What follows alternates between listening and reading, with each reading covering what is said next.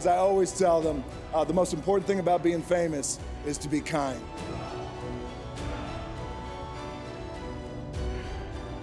So I knew at that time when I was 8, I wanted to be an entertainer, and I loved the idea of that and what it meant. And when I was 8, I saw Indiana Jones for the first time, and I loved that character. Like, wow, that guy was so heroic, and I knew I wanted to be something, and it was important to me to be something. It was important to me that I didn't fail. But by the way, and if I did fail, at least what was also important was the lesson.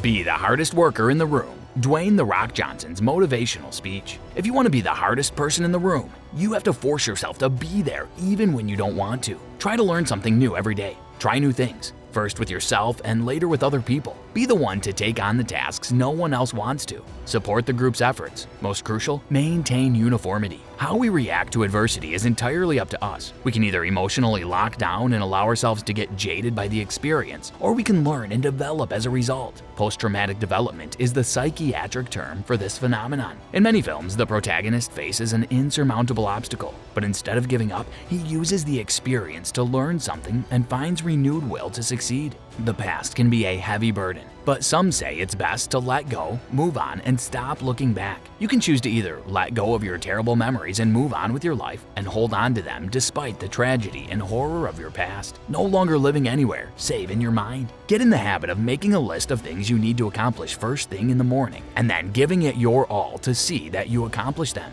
Prepare for the next day before you leave each day, but keep in mind that your plans will likely evolve throughout the day. Create a strategy of attack every month. Arrive early and plan to remain late. As a matter of routine, always inquire of your coworkers if there is anything you can do for them. Always offer to go above and beyond what is required of you. Practice showing enthusiasm for work-related activities and making an effort to blend in with the group. The crucial portion follows: to never whine, never. Even not to yourself. It would help if you strived for uniformity. Doing this for a month won't pay off, but doing it as a profession may be a game changer. I think at least one opportunity in one's career, and often many more, can propel one to the next rung. You'll need sharp observation skills to spot this opportunity and master it. Do keep in mind that it won't happen instantly. Always remain consistent.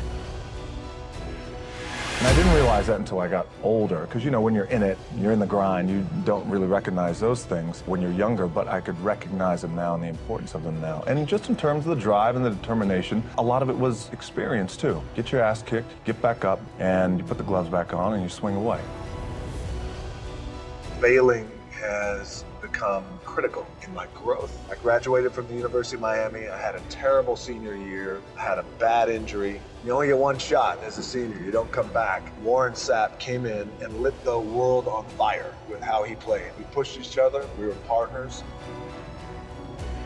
He outplayed me, beat me out of my position, and I had a really terrible year that year. Graduated, didn't get invited to the combine, and I didn't get drafted in the NFL. And I had one option, and that option was the CFL. So now you work so hard for 10 years, and draft day comes. You only get one shot. Warren Sapp gets taken in the first round. All my other teammates who are NFL worthy were gone. They're in the NFL signing their big contracts. And I signed a contract in the CFL to make $350 a week Canadian. That lasted for 3 months, and I got cut. I got sent back home. I had to move back in with my parents, 4 years old, after I left at 18, ready to tackle the world. And in my way I did, but I had fallen so flat on my face for the first time in my life.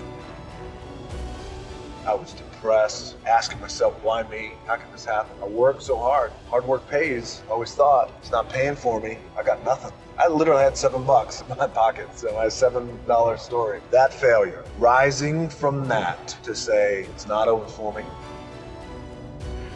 I'm immediately gonna launch myself into training for professional wrestling. I couldn't have launched myself with that type of training that I did every day for hours in a boxing ring that was stiff like concrete every day for hours. I couldn't have launched myself with that type of mentality had I not fallen on my face after 10 years of football. Failed football player.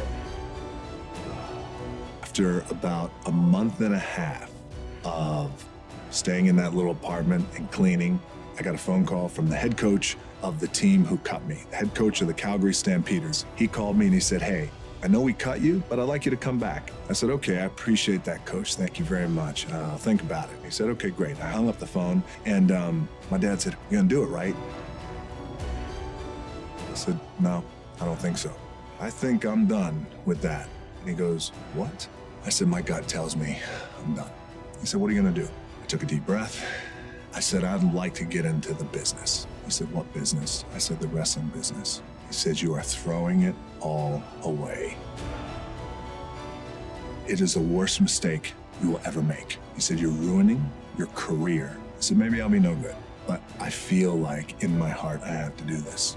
Playing in the NFL was the best thing that never happened because it got me here. So my point is, look, you're gonna get your ass kicked. We're gonna get the shit kicked out of us. You gotta get up. You gotta have faith that the one thing you wanted to happen oftentimes is the best thing that never happened.